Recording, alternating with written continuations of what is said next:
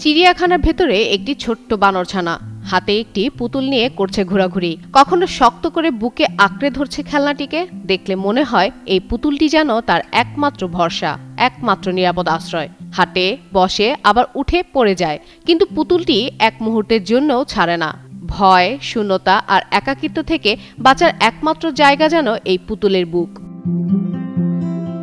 এই ছোট্ট বানরছানাটির নাম পাঞ্চ।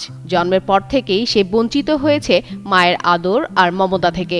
2025 সালের জুনের জন্মের কিছুদিন পরই তার মা তাকে ছেড়ে চলে যায়। মায়ের উষ্ণ বুক, পরিচিত গন্ধ, নিরাপদ আলিঙ্গন, এই অনুভূতিগুলো তার জীবনে কখনোই আসেনি।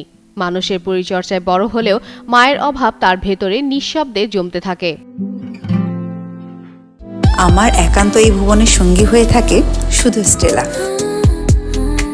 মায়ের শূন্যতা পূরণের আশায় পাঞ্চকে রাখা হয় অন্য বানরদের সঙ্গে, যেন সে সবার সঙ্গে মিশতে পারে।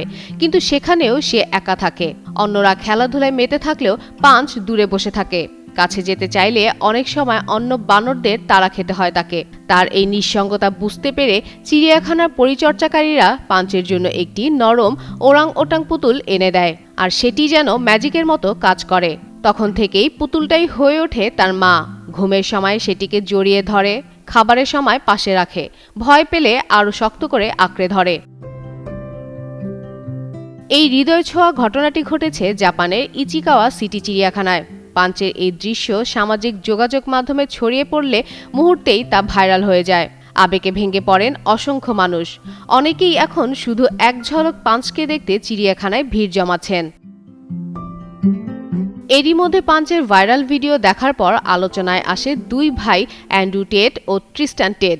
তারা প্রকাশ্যে ঘোষণা দেন যে তারা পাঞ্চকে কিনতে $2.5 লাখ মার্কিন দিতে প্রস্তুত। ট্রিস্টান টেড সামাজিক মাধ্যমে পোস্ট করে জানান, মায়ের থেকে বিচ্ছিন্ন হয়ে কষ্টে থাকা এই বানরছানাটিকে তারা নিজেদের কাছে নিতে চান। তবে চিড়িয়াখানা কর্তৃপক্ষ স্পষ্ট করেছে, পাঞ্চকে বিক্রি করার কোনো পরিকল্পনা নেই। তারা ধীরে ধীরে পাঞ্চকে অন্য ম্যাকাকদের সঙ্গে মানিয়ে নেওয়ার প্রশিক্ষণ দিচ্ছেন। 7 মাস বয়সী পাঞ্চ এখন কিছুটা অন্যদের সঙ্গে মিশতে শিখলেও অচেনা বা ভয় লাগা মুহূর্তে আজও তার ছোট্ট হাত দুটি খুঁজে ফেরে সেই নরম পুতুলটিকেই। ফাতেমা ফাতেহ জান, যুগান্তর নিউজ।